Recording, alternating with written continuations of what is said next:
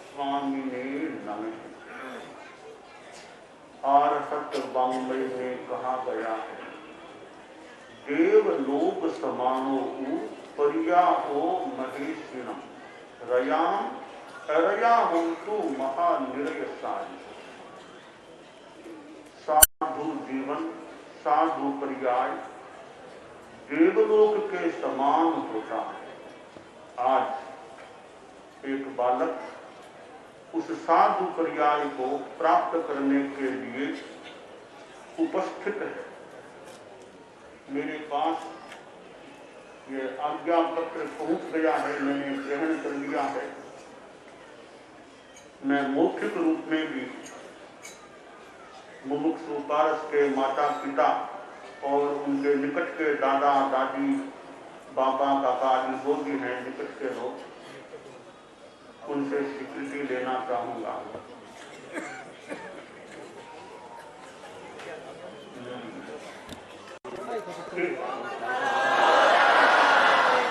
अब खड़े खड़े हैं, ठीक है। तुम पक्के तैयार हो ना, एकदम मन को सोच लिया है ना।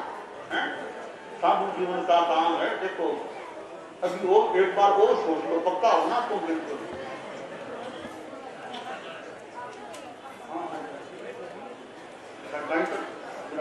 संस्कार का क्रम शुरू करने जा रहा हूं। नमोत्थुनम समनस्य भगवतो महावीरस्य।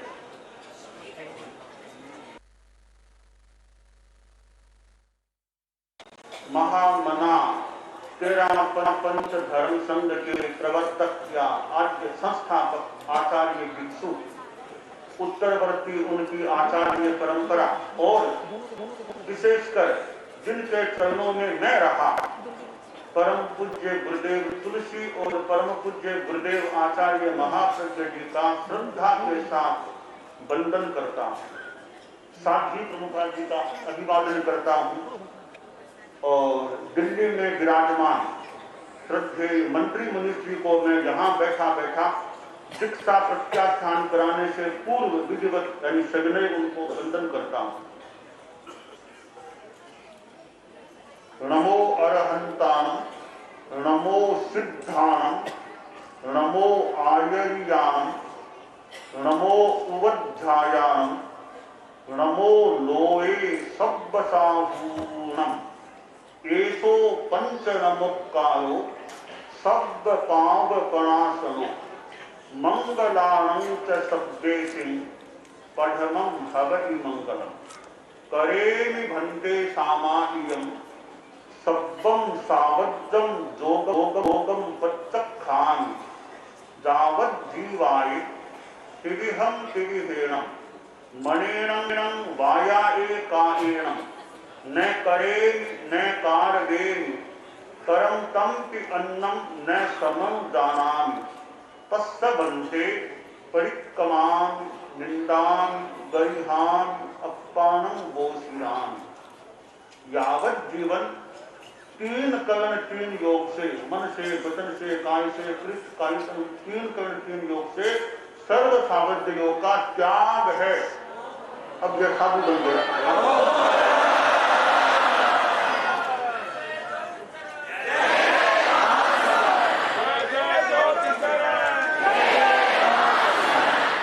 थोड़ी देर पहले ये आप लोग गृहस्थों की श्रेणी में था,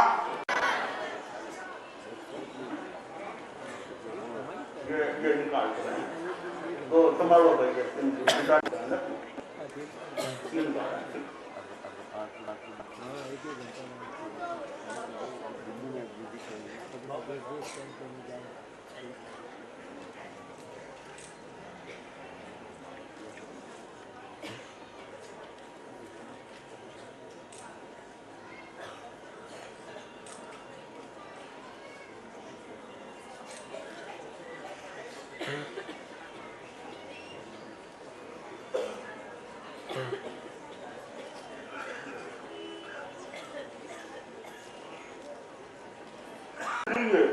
वाणी के द्वारा अतीत की आलोचना, गृहस्थ जीवन में जो कुछ पाप लगते ही आंखों से दृष्ट हो, उन पापों की निवृत्ति का प्रयोग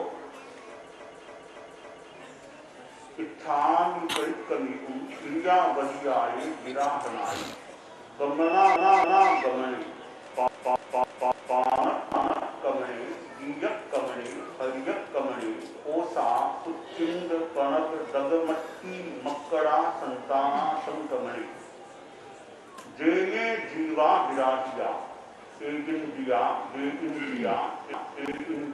चौरिंद्रिया पंचिंद्रिया अभिहया बत्तिया लेसिया संघातिया संघट्टिया परियाविया इलामिया उद्दरिया थाना ओ थानम संकामिया जीविया ओ बवलोगिया तस्मित्थाम दुष्करम तस्त उत्तरीकरणेन कायच्छित्तकरणेन विशोहीकरणेन विसल्लीकरणेन पावानं कम्मानं निष्ठाय नष्ठाय थामिकामुशब्दम् अन्नक्ष ऊसशिएणं नीसशिएणं खाशिएणं श्रीएणं गंधाटिएणं उद्दुएणं वायनिसज्ञेणं धमलीये पित्तमुत्थाय सुहुमेहि अंगसंचालेहि सुहुमेहि खेलसंचालेहि सुहुमेहि वृक्षसंचालेहि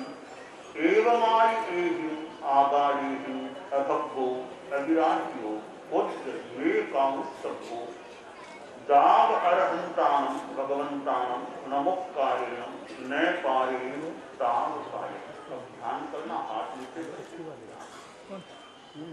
थानेनं मोनेनं धानेनं अप्पानं गोपीरां लोकस्य उज्जोयगरे धर्मतिष्ठयरे अरिहन्ते चित्तयुक्तं दौहीतं विदेवरी उसभमध्यं च वन्दे सम्भवमभिनन्दनं च सुमहिं च बहुमप्पहं सुपासं जिनं च चन्दपहं वन्दे सुविधिं च कुक्खदन्तं श्रीअलसिद्धं च वासुपुत्रं च विमलमनन्तं च गिनं धम्मं सन्तिं च वन्दामि कुन्थुम् अरं च मल्लिं वन्दे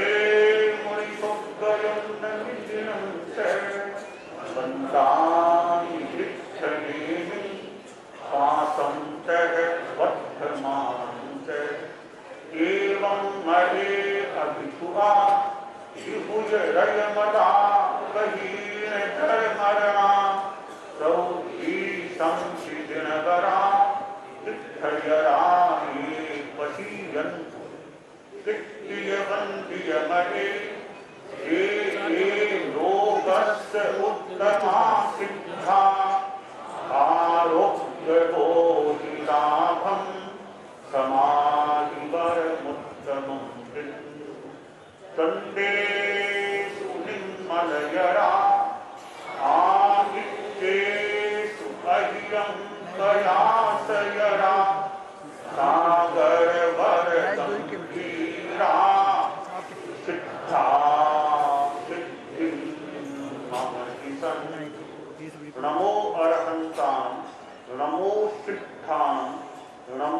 आयर्याम नमो उवत्थायाम नमो लोये सब्बसांगूनाम लोकस्य उद्योगरे धम्मस्य सत्तयरे हरिहन्ते चित्तविश्वम् सौधीसंहितेवरी उसभवतीयं च वन्दे सम्भवमभिनन्दनं च सुमहिं च पौमप्पहं सुपातं जिनं च चन्दप्पहं वन्दे सुमिहिं श्रीअलसिद्धं च विमलमनन्तं च जिनं धम्मं सन्तिं च वन्दामि कुन्थुम् अरं च मल्यं वन्दे मुनिसुव्वयं नमितं च वन्दामि विष्ठवेणीं पाशं तः वर्धमानं च एवं मये अधिकुआ विभुज रयमला कहीण दरमरना सौखी संकीर्णकरा सिद्धयरा मे पसीयन् वित्तीयवन्दियमये ये ये लोकस्य उत्तमा सिद्धा आरोग्यबोधिलाभं समाधिवरमुत्तमं चन्देषु निर्मलयरा आदित्येषु अह्यं प्रयासयरा सागरवरगम्भीरा सिद्धा सिद्धिममजितं नमोत्थुनं अरहन्तां भगवन्तां आयिगरां सिद्धयरां सहसंबुद्धां पुरुषोत्तमां पुरुषशीलां पुरुषवर कुंडलीयां पुरुषवर बंधपत्तीर्णं लोकोत्तमां लोकनाहां लोकजीयां लोकपरिवां लोकपद्योजगरां अभयदयां चक्षुदयां मग्गदयां शरणदयां जीवदयां बोधिदयां धम्मदयां धम्मदेशयां धम्मनायकां धम्मसारहीनं धम्मवरतावुरन्तचक्रवत्तीर्णं जीवोतां शरणगैकैष्ठा अपरिहयवरनामदंशनधरां विअट्टथौमानं जिणां दावयां तृणां तारयां बुद्धां बोहयां उत्तानं मोयगां सब्वन्नूनं सब्वदर्शीनं शिवमयलमरुयमनन्तमक्षयमव्वावाहमपुनराविद्ययं सिद्धिगैर्नामधेयं स्थां सम्पत्तां नमोजिनां दीर्घयाम्। अब ये अतीत की आलोचना हुई, अर्थात पीछे का मल साफ हो सके, इसका प्रतीक मान ले कुछ साफ हो भी सके। इसके बाद अब होता है केशलोच संस्कार। ये केशलोच हमारे साधु जीवन का एक अंग बना हुआ है। तो देखिए हमारे बाल मुनि, मुनि नमन, मुनि प्रिंस कितने लोग हो गए? मुनि प्रिंस के 3 हो गए, तुम्हारे 2 हो गए। केसों को ऐसे हाथों से लेना इतना कठिन काम है। आप देखिए, मान लो आपके कोई बाल ऐसे ले तो कैसा लगेगा आपको? इतना मस्त, इतना कितने बाल हैं? 3 हो चुके, इनके 2 हो चुके, तो मेरे तो कितने हो चुके हैं? 80 से ज्यादा तो हो गए होंगे मस्त से।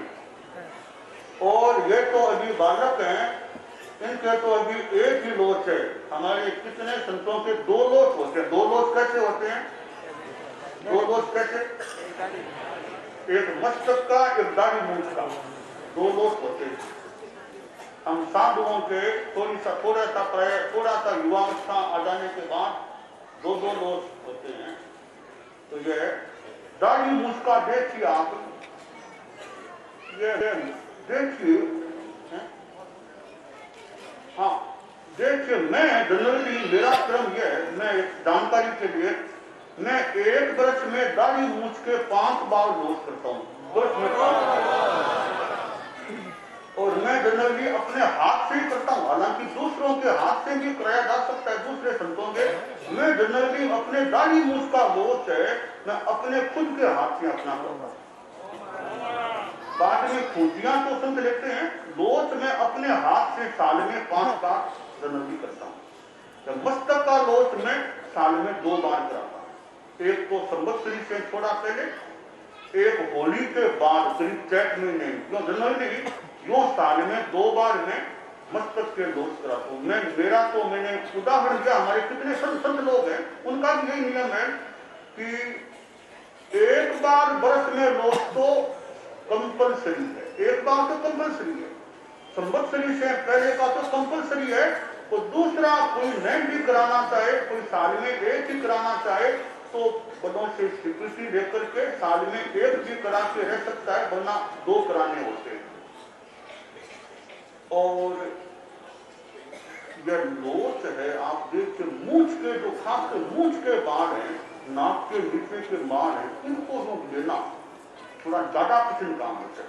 मस्तक का है कठिन, एकदम नाक के नीचे के बालों को हाथ से खींच के लेना थोड़ा ज्यादा वेदना करने वाला, थोड़ा ज्यादा वेदना करने वाला हो सकता है, पर वो हमारी परंपरा है। हालांकि इन वर्षों में थोड़ा सा एक्सेप्शन भी दिया गया है, थोड़ा सा एक्सेप्शन भी रखा है, विशेष कोई स्थिति को लेकर के। सामान्य हमारी विदा लोच की है, लोच संस्कार भगवान महावीर देव के दीक्षा ली थी, कहा गया है शास्त्र में, उन्होंने खुद ने अपना लोच किया। पंचमुखी लोयन, पंचमुखी कैसे हमारी सामान्य समझ में पंचमुखी ऐसे है, हम लोग लोच कराते हैं ना, तो सिर के 5 भाग होते हैं, सिर के 5 भाग। एक भाग है चोटी का, चोटी के आसपास के बालों को लेना, एक भाग हो गया। फिर दूसरा भाग है बीच का, एक बीच की गली सी निकलती है, बीच का भाग 2, बायां भाग 3, दायां भाग 4, पीछे का भाग 5। जो मस्तक को 5 भागों में बांटा जा सकता है, सारे बाल लेने होते हैं। भगवान महावीर ने दीक्षा लेने से पहले अपने हाथों से अपना पूरा मस्तक का लोच किया। वर्तमान में हमारी परंपरा यह हो गई है कि सारा लोच तो दीक्षा लेने वाला नहीं करता, दीक्षा लेने आता है तो सारा लोच हाथ से नहीं करता। नाई आदि को व्यवस्था परिवार में रह करके दीक्षा, जैसे आज उसने सवेरे उठने के बाद हमारे पास बंधन करके गया मंगल पर, उसके बाद उसका संस्कार, यानी घर में नाई जो भी उनका बाल प्राय ले लेते, थोड़े से बाल छोड़ते हैं। आप देखिए थोड़े से बाल भी बचे हुए हैं। वो तो उनका मुंडन हो गया, घर में हो गया गृहस्थ के द्वारा, अब थोड़े से बाल वो छोड़े जाते हैं, तो वो लोच दीक्षा देने वाले के द्वारा होता है। यानी वो चोटी के, इसको प्रतीक जो मान लें कि चोटी है हमारे, चोटी शिष्य की तो गुरु के हाथ में आनी चाहिए, चोटी गुरु के हाथ में रहनी चाहिए। दयाचार्य हमारे धर्मसंघ के चौथे आचार्य थे, तो उनके गुरु थे ऋषिराय महाराज, उनसे पूर्ववर्ती आचार्य थे ऋषिराय महाराज। तो ऋषिराय महाराज थोड़े उदार मना रहे होंगे, तो यहाँ साधुओं को बख्शिशें कर देते, तुम्हें यह बख्शिश, तुम्हें यह बख्शिश। एक बार जीतमल जी स्वामी ने गुरुदेव से संभवतः युवाचार्य बन चुके थे, एकांत में बात की कि गुरुदेव आप तो बड़े कृपालु हैं, संतों को बख्शिश करते जा रहे हैं, तुम्हें यह बख्शिश, वो नागपट्टी पट्टी कितने, तो गुरुदेव ये इतनी बख्शिश आप करा रहे हो, कहीं मेरे लिए समस्या पैदा नहीं होता। तो ऋषिराज महाराज ने प्रमायान गीत मैंने कईयों को तो पक्षी से देखी है, परंतु छोटी तेरे हाथ में रही, छोटी तेरे हाथ में रही। तो मानो ऐसा मंत्र दिया कि छोटी तेरे हाथ में रहेगी। खैर मैं इतिहास की बात पर लंबा नहीं जाना चाहूंगा, कैसे चोटी उन्होंने हाथ में रखी भी होगी। तो शिष्य की चोटी गुरु के हाथ में आनी चाहिए। शिष्य का गुरु के प्रति सम्मानपूर्ण व्यवहार और समर्पण का भाव होना चाहिए। अब कहाँ रहना, किस यानी किस जगह चतुर्मास करना, गुरु जहां पे चतुर्मास काम करना होता है, और किसके साथ में रहना, जहां गुरु कहे उसके पास रहना, जहां भेजे वहां जाना, जहां के लिए चतुर्मास कहे वहां चतुर्मास करना, जिधर के लिए विहार कहे विहार करना। यानी गुरु के प्रति समर्पण होना चाहिए शिष्य में। अगर शिष्य में समर्पण है तो मानना चाहिए वो अपने कर्तव्य ही पूर्ण हो रहा है गुरु के प्रति। हमारा वर्धमान महोत्सव का 3रा दिन है आज, और ये वर्धमानता देखिए आज हमारे एक संत धर्म संघ में बढ़ गई है, वर्धमानता हो गई, हमारे संघ में वृद्धि हो गई। तो ये वर्धमान महोत्सव प्रैक्टिकल रूप में वर्धमान महोत्सव हो रहा है। और हमारे साथ जी अणिमा श्री जी, मंगल प्रज्ञा जी सब आ गए हैं, ये भी इस गुरुकुलवास की संख्या को बढ़ाने वाले हो गए हैं, 11 से यहाँ आ गए हैं।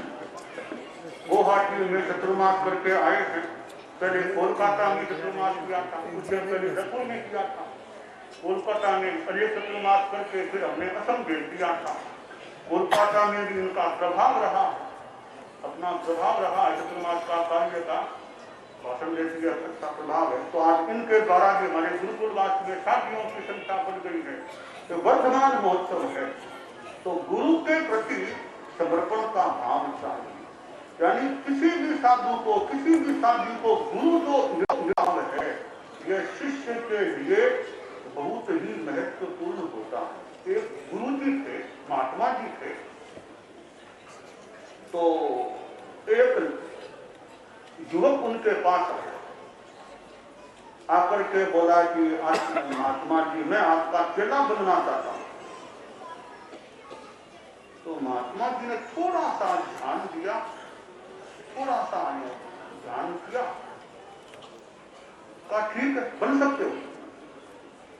तो युवक बोला महात्मा जी वो आप थोड़ी मेरी बात सुन लीजिए, मेरे में चोरी करने की आदत, मैं चोरी करता हूं कई बार, अब चोरी की मेरे में आदत है, आप देख लो, आप चाहो तो मुझे चेला बना लो, क्या बन जाओ। फिर बोला एक बात और सुनिए, मैं शराब का आदमी हूं, नशाखोर आदमी हूं, शराब पीता हूं, शराबी आदमी हूं मैं, तो आप चाहो तो देख लो, मैं शराब तो पीता हूं।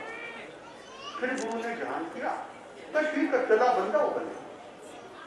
फिर बोला गुरुदेव ऐसी मेरी में आदतें हैं, आप चला बना लोगे? हाँ बन जाओ। गुरु ने उसको दीक्षा दी, चला बना लिया। दीक्षा के बाद गुरुवर ने कहा देखो तुम्हारे में दो बड़ी बड़ी कमजोरियां, चोरी करने की आदत और शराब की वृत्ति, इन दो को जानने के बाद भी मैंने तुमको दीक्षा दे दी है। हमारे पारस में न तो शराब की आदत न कोई चोरी, तो उस चलने में दोनों आदतें थी। तो दीक्षांत भाषण में गुरुवर ने कहा देखो तुम्हारी दो बातों को मैंने स्वीकार करी, क्या एक बात तुम भी मेरी मानोगे? चेला बोला गुरुदेव और सारी बातें मान लूंगा आपकी, इन दो बातों के सिवाय और सारी मान लूंगा।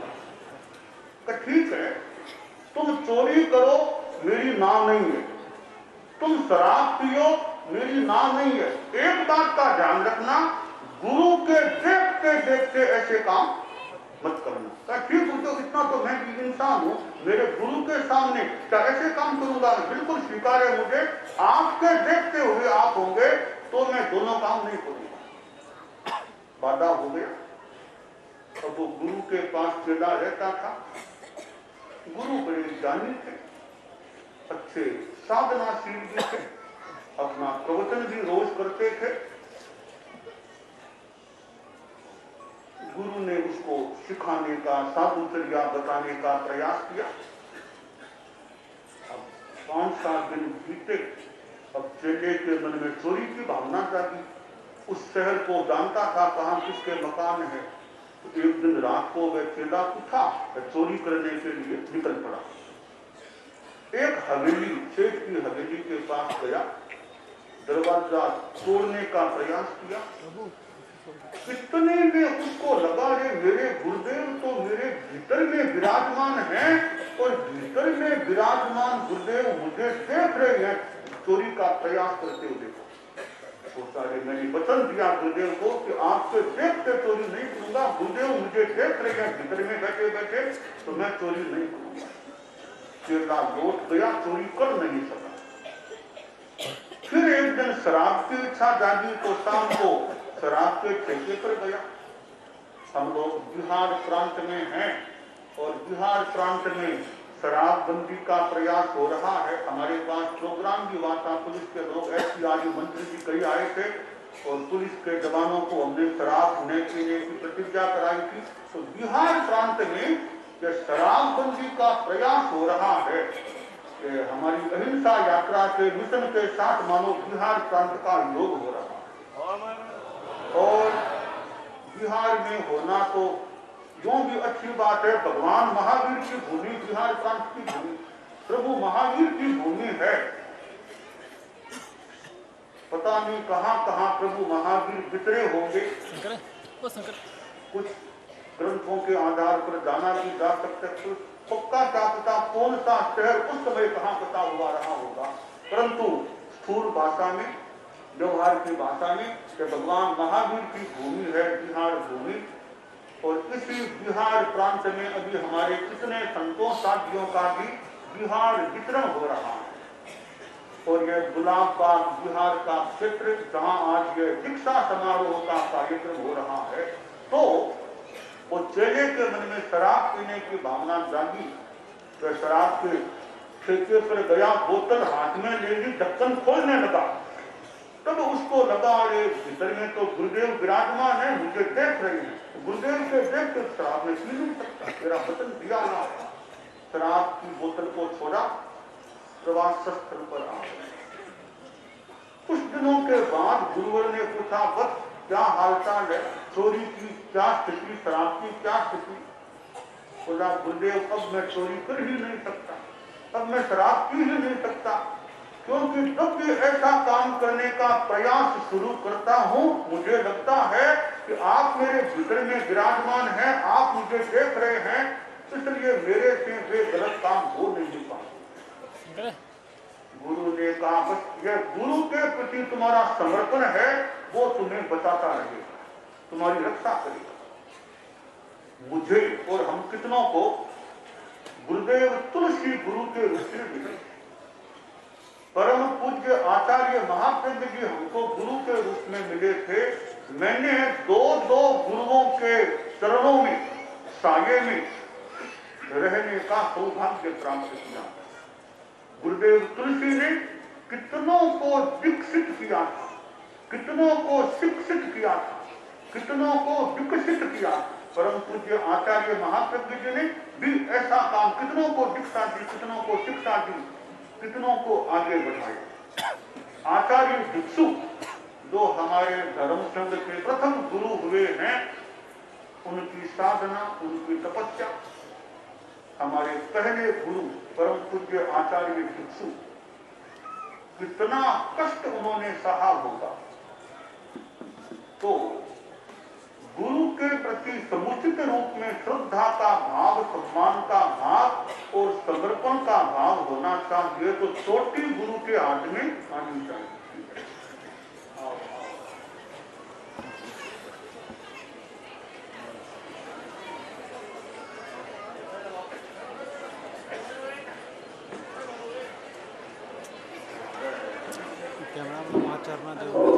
बीच में कोई खड़े न रहें, आराम से देखें।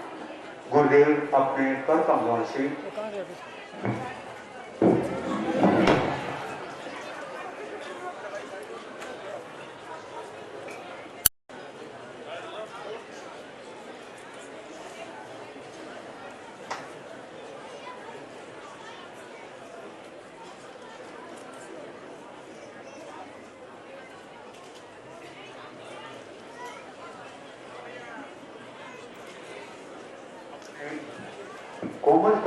से मुमुक्षु पारस जो मुनि के रूप में हो गए हैं, और गुरुदेव के कोमल कर उसके सर पर इतने ऐसे लग रहे हैं, आप लोगों का भी मन होता होगा कि हम भी हमारे पुत्रों को गुरुदेव के शरणों में जाएं।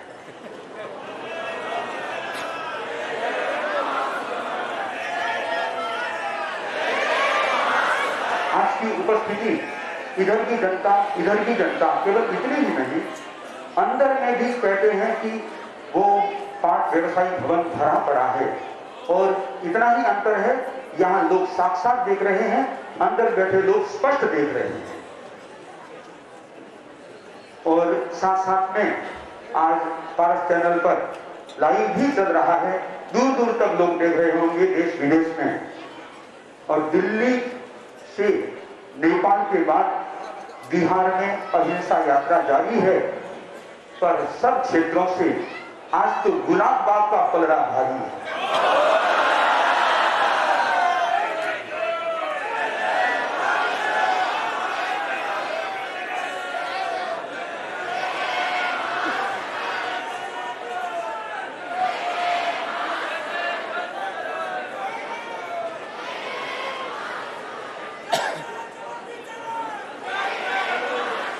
अब गुरुदेव आगे और फरमा रहे हैं, सब खूब शांत है, एकदम ऐसी शांति है, और यही शांति अंतिम तक रहेगी, ऐसा संभावना करते हैं।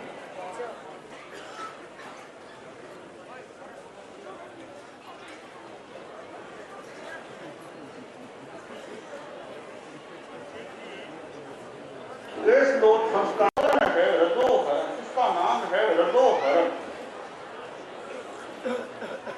ये ऊन का बना हुआ साधु का एक मुख्य धर्म है अहिंसा।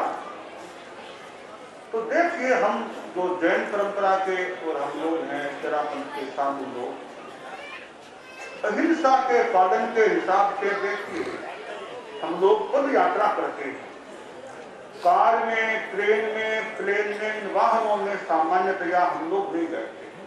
क्यों नहीं बैठते हैं? अहिंसा से। आप देखिए, आप लोग कार में बैठते, कार से यात्रा करते हैं, कार से, बस से कितने जीव मरते हो। हम लोग रोड पर चलते हैं, विहार करते हैं, कहीं जैसे कहीं कहीं कुत्ता, बिल्ली, सांप, कितने प्राणी मरे हुए मिलते हैं। कीड़ों मकोड़ों की तो गिनती भी कौन करता होगा, कितने मरते होंगे। यानी वाहनों से वो जीव हिंसा हो सकती है। हमें रास्ता बताया गया था कि पद यात्रा को देखिए, दिल्ली से चल करके हमारे साधु साथियां कितनी दूर, कहां, नेपाल में भ्रमण करके गुलाब बाग तक पहुंच गए। किस प्रकार पैरों से यात्रा की। और हमारे कोई छोटे छोटे संत, छोटी साथी चल रहे हैं। इतना चलना भी तो अपने आप में एक तरह का श्रम है। तो साधु चले तो प्रश्न होगा कि मान लो कार में हिंसा होती है, तो आप चलते हो तो पैरों से भी तो कीड़े मकोड़े मरते होंगे, मर सकते हैं कभी। पर साधु का नियम क्या है? क्रिया समिति, हमारे साधु साथियां, हम लोग ध्यान रखते हैं, क्रिया समिति हमारी साधना, क्रिया समिति हमारी साधना है। शरीर प्रमाण भूमि, युग प्रमाण भूमि को देख देख के चलना हम साधुओं का नियम है कि देख देख के चलो। कोई कीड़ा मकोड़ा जीव जंतु हो तो पैर को और कहीं रखो, कीड़ों मकोड़ों के ऊपर पैर रखने से बचो। हरियाली भी आ गई, काई भी आ गई, उससे भी बचने का प्रयास करो, उसकी पैर न लगे। इस प्रकार हम चलते हैं तो भी जीवों की हिंसा न हो, यह ध्यान रखना हमारा धर्म है, आचार है। मान लो रात में चलना हो तो सामान्यतया प्रायः तो रात में बाहर रात में घूमना नहीं है। दिन में तो गोत्री आदि जातियां यात्रा भी करते हैं, हम लोग रात को यात्रा नहीं करते। ऐसा नहीं कि हम लोग जो खासकर हमारी परंपरा में कि 4 बजे उठ करके दियार कर दो, रात में 1 घंटा रात का काम, ऐसा नहीं करते। रात को तो नहीं, रात को जीव नहीं दिखते तो हिंसा हो सकती है, अछाया में भी जीव हिंसा हो सकती है। मान लो थोड़ा बहुत चलना पड़े, जैसे रात को मैं व्याख्यान के लिए कमरे होल आदि से यहाँ तक आता हूँ, वापिस जाता भी हूँ, तो थोड़ा बहुत चलना पड़ता है। तो मान लो थोड़ा बहुत चले, वहां कोई रास्ते में जीव हो तो उनकी हिंसा हो जाए तो फिर क्या करोगे? हमें बताया गया कि ये पांच में रखो, इसका नाम है रजोहरण। यानी चलो तो पहले भूमि को प्रमाणित करो, पूंजो, कोई कीड़ा मकोड़ा जीव जंतु हो वो किधर हो जाए, पैर के नीचे वो न आए, इसलिए यह साधु के पास होना चाहिए। सामान्यतया प्राय हर साधु के पास, हर साधु के पास प्राय यह रजोहरण होता है प्रमाणन करने के लिए। तो हमारे पारस जी हैं, कपड़े तो पहन के आ गए, ये कहाँ लाए साथ में? ये तो लाए नहीं है ना। ये हमारे साथ जी प्रमुखा जी हैं, वो व्यवस्था करते हैं न केवल नए संतों के लिए, हम लोग जितने भी हमारे संत आदमी हैं, रजोहरण प्रदान, यानी रजोहरण हमें साध्वी समाज, साध्वी प्रमुखा जी से मिलता है। ये हमें रजोहरण देते हैं।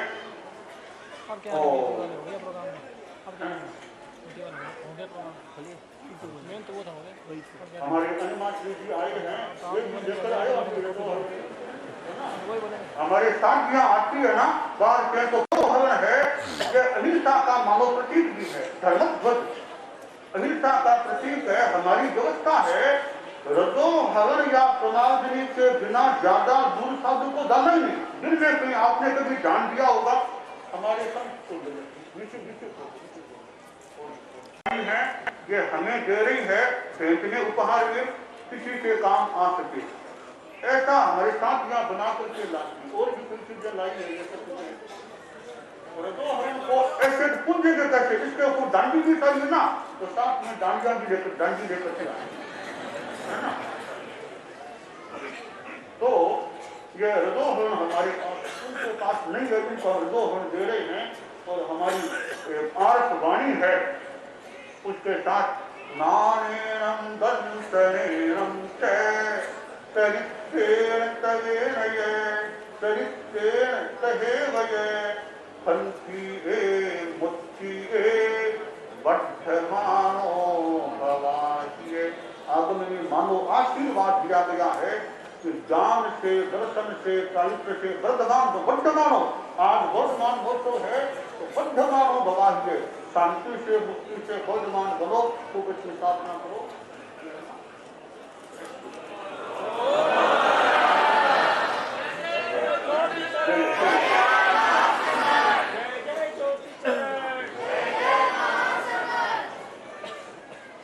देखिए हमारा अहिंसा का क्रम, भिक्षा देखिए, हम लोग साधुओं का नियम है न तो भोजन खुद को पकाना, हम लोग रिस्पेक्ट करें। हम यहाँ पर हैं तो हमारे लिए यहाँ भवन में कोई रसोड़ा चालू नहीं है। हम साधुओं के लिए, हम भवन में ठहरे हुए हैं, साधुओं के लिए कोई रसोड़ा यहाँ नहीं है, तो भोजन कैसे मिलेगा? रसोड़ा क्यों नहीं होना चाहिए? गुलाब बाग में आप लोगों ने हमको बुलाया है और न तो आपने साधुओं के लिए रसोई की व्यवस्था की, यहाँ पर फिर खाना कैसे मिलेगा? साधुओं व्यवस्था नहीं होती, विधान से नहीं होती, वो नहीं होती कि भोजन पकाने में भी हिंसा है, भोजन पकवाने में भी हिंसा है। अगर साधु खाना बनाएंगे, अग्नि का समारंभ, वनस्पति का समारंभ, पानी का समारंभ हो सकता है, तो जीव और भी जीव भी मर सकते हैं, कसाई आदि हिंसा हो सकती है। तो साधु को भोजन खुद को पकाना नहीं, दूसरों से पकवाए तो पकवाने में भी वो हिंसा की बात है। तो न तो खुद को न पये न पया गए जैसे को, न खुद को पकाना न दूसरों से पकवाना, तो फिर पेट कैसे भरेंगे? शास्त्रकार ने हमको निर्देश दिया, जहां दुमत कुप्ठेषु भमरो आगियै रसं नय कुप्ठं किलामेहि सोयकीणेहि अपयम्।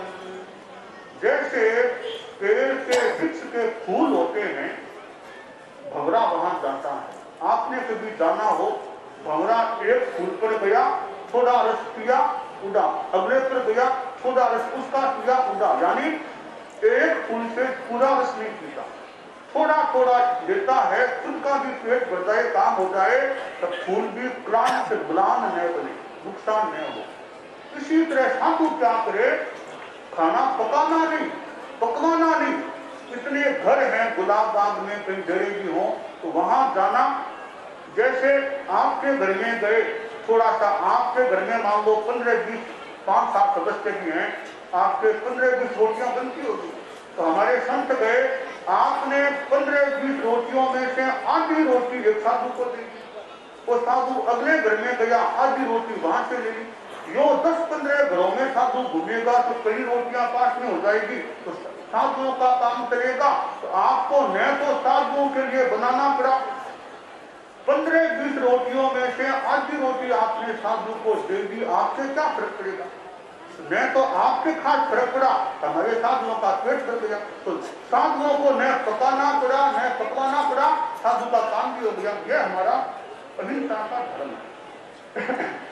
हम लोग, ये हमारे मुनि जी हैं, ये मुख पत्रिका बंदी हुई है। ये मुख पत्रिका क्यों बांध रहे हैं, क्यों बांधते हैं? ये भी अहिंसा के लिए।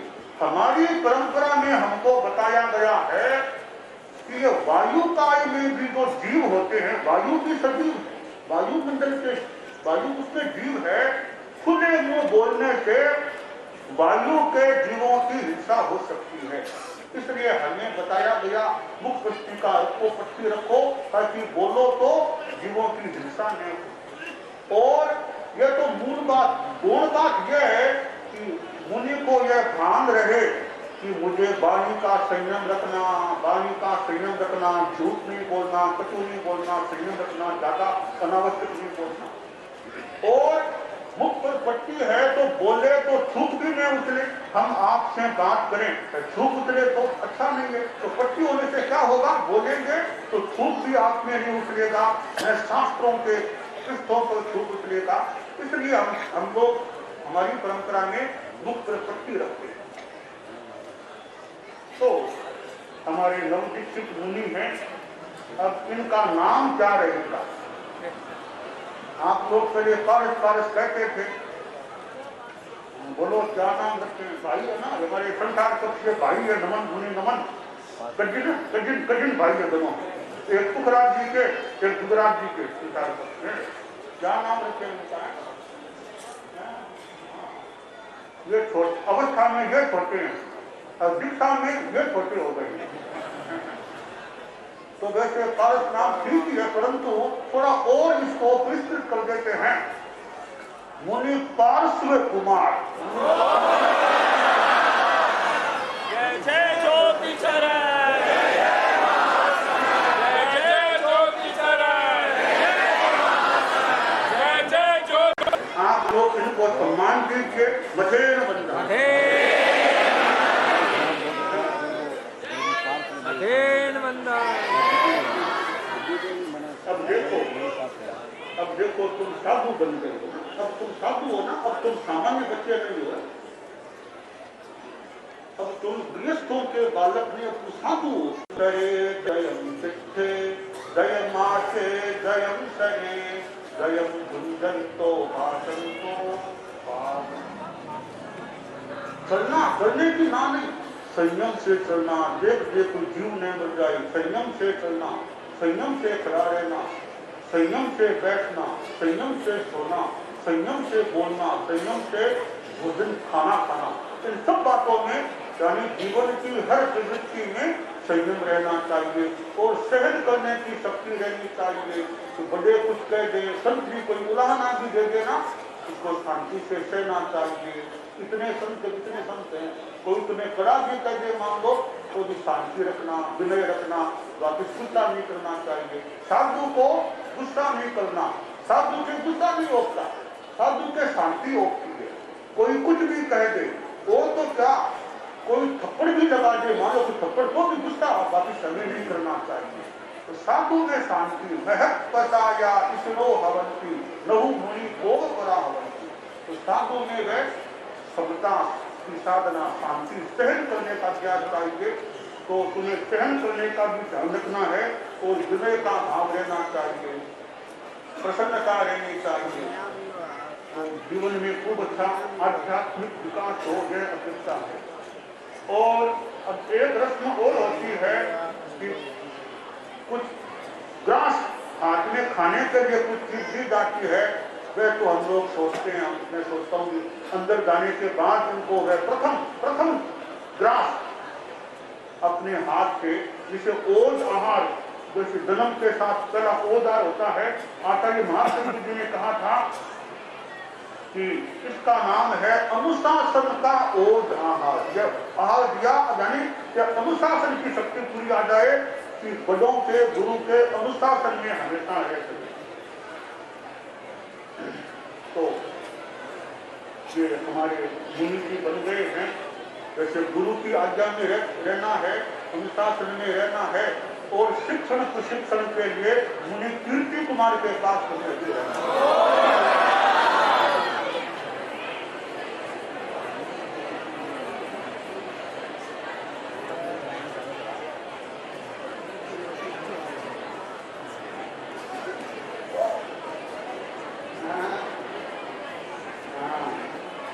हमारे छोटे छोटे संत हैं, वर्धमान महोत्सव है, हमारे बाल मुनि छोटी शादियां हैं, उन सबको और वर्धमान रहना है, विकास करना है ना। ये मुनि प्रिंस कुमार हैं, ये हमारे मुनि प्रिंस कुमार हैं, जो मुंबई में सफाला रहने वाले, वैसे मेवाड़ के हैं, सफाला मुंबई रहने वाले थे। दीक्षा ली तब करीब 9 वर्ष के थे, दीक्षा ली तब 9 वर्ष के थे। हमारे मुनि प्रिंस कुमार हैं, बाल योगी मुनि प्रिंस कुमार, है ना। सीखना करते हो ना, क्या सीखते हो, अध्ययन करना, आगे बढ़ना चाहिए तो, है ना। ये हमारे मुनि नमन कुमार हैं, जो नागा परिवार से संसार पक्ष में इन्हीं के लोग काका जी के बेटे हो गए, कजिन हैं। ये नमन कुमार हैं, इनकी दीक्षा दिल्ली में हुई थी, दीक्षा दिल्ली में हुई थी। कन्यादास जी आए हुए हैं, जो उस समय प्रवास व्यवस्था समिति के अध्यक्ष थे, और वो यमुना पार, क्या स्थान पर यमुना पार के सामने इनकी दीक्षा हुई थी। तो ये हमारे मुनि नमन हैं, और हमारे कई मुनि ध्रुव कुमार हैं, कई संत हैं थे, और वो एक मुनि नम्र कुमार जी हैं, हमारे छोटी साहब जी को बोल दो ऐसे हमारी छोटी कई नई साथियां भी हैं। तो हमारे बाल मुनि नई साथियां सब हैं, उनको खूब जान के फिर आगे बढ़ना चाहिए। याद है ना, मैंने कहा था ना, शब्द रूपावली, धातु रूपावली, याद है ना, धातु रूपावली। और भी ज्ञान का विकास होना चाहिए, आगम का ज्ञान बढ़े, संस्कृत का ज्ञान बढ़े, जिंदगी में विनय का भाव बढ़े, आचार के प्रति हमारी जागरूकता है, ऐसे अच्छे संस्कार जीवन में आने चाहिए। तो हमारा ये त्रिदिवसीय वर्धमान महोत्सव का उपक्रम जो रखा गया था, वो पूरी संपन्न हो रहा है, और हम सभी खूब अध्यात्म की दिशा में आगे बढ़ते रहें, यह अपेक्षा है। और हम अपने धर्म संघ की मर्यादाओं के प्रति जागरूकता रखें, हम सभी अपने आचार मर्यादा के प्रति, आज्ञा के प्रति, संघ के प्रति और आत्मा के प्रति जागरूक रहें। और अर्जुन जी एक बार आए हुए हूँ, तो महासमिति के संरक्षक दोस्त हैं, और भी पूर्णिया और बीकानेर के सांसद का संगम हो रहा है। हाँ, विधायक जी साथ में है, प्रियंका जी।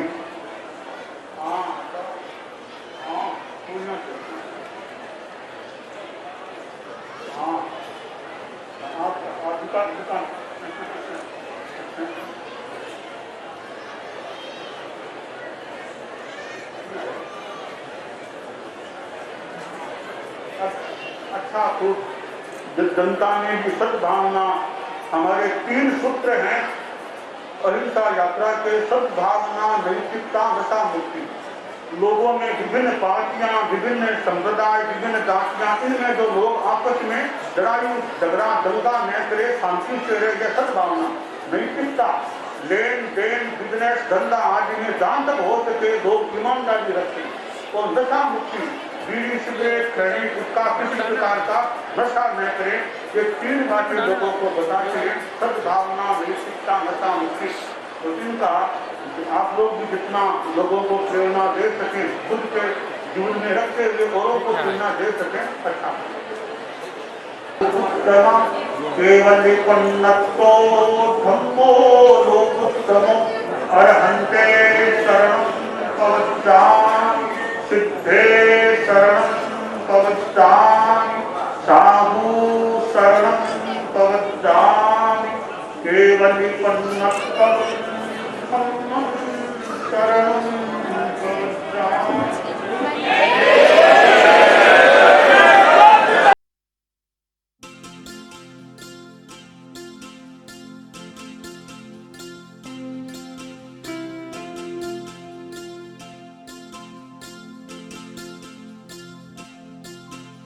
धन्य है वो माँ जिन्होंने इसको जन्म दिया, धन्य है पापा जिन्होंने धर्म ज्ञान दिया। पारस धन्य है रे तू, पारस धन्य है रे तू। धन्य है वो माँ जिन्होंने इसको जन्म दिया, धन्य है पापा जिन्होंने धर्म ज्ञान दिया। ऐ माँ धन्य है रे तू, ऐ पिता धन्य है रे तू।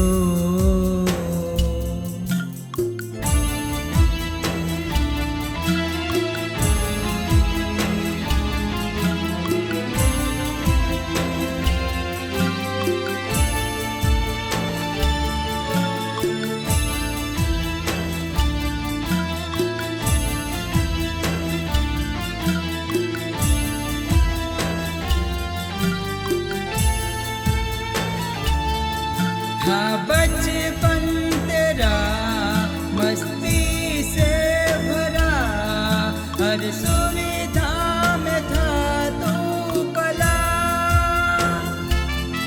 छोड़ ऐशो आराम निज करने कल्याण, अब धर्म की राह चला, अब धर्म की राह चला, अब धर्म की राह चला।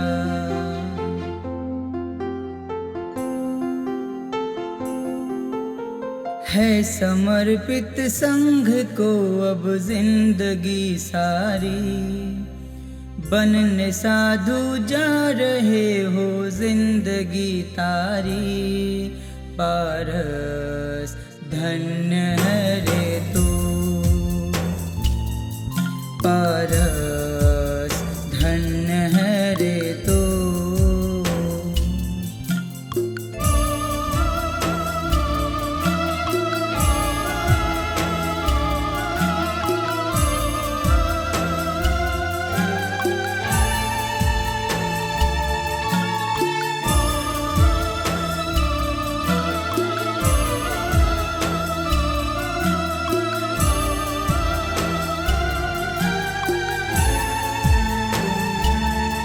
पारस तेरा नाम करो वैसे ही काम, उजला करना तू कुल का नाम। उतरो तर बढ़ो कभी तुम ना रुको, है दिल से यही कामना, है दिल से यही कामना, है दिल से यही कामना।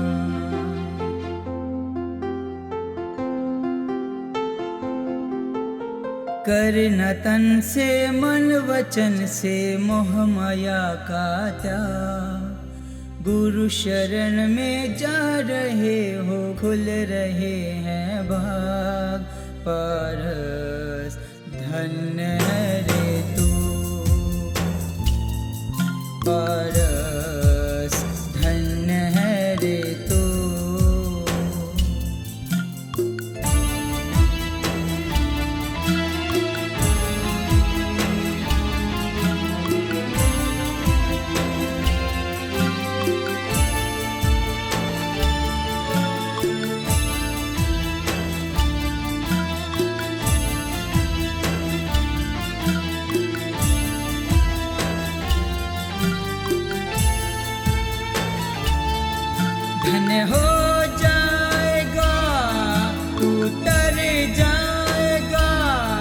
जपते रहन भिक्षु का नाम। जय ज्योति चरण जय जय महाशमन, तुम्हें करते हैं हम सब प्रणाम। तुम्हें करते हैं हम सब प्रणाम। तुम्हें करते हैं हम सब प्रणाम।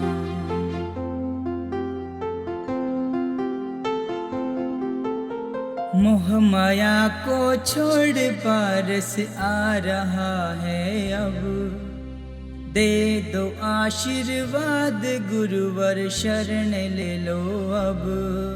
पारस धन्य है रे तू, पारस धन्य है रे तू।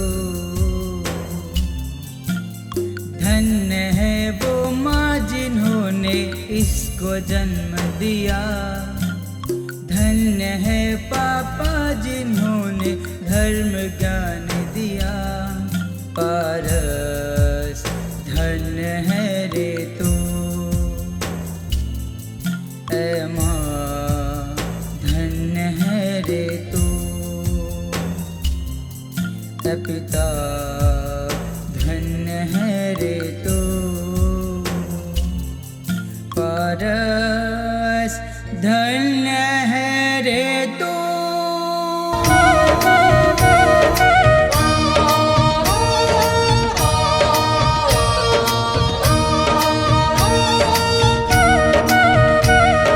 चैत्य पुरुष जग जाए, चैत्य पुरुष जग जाए।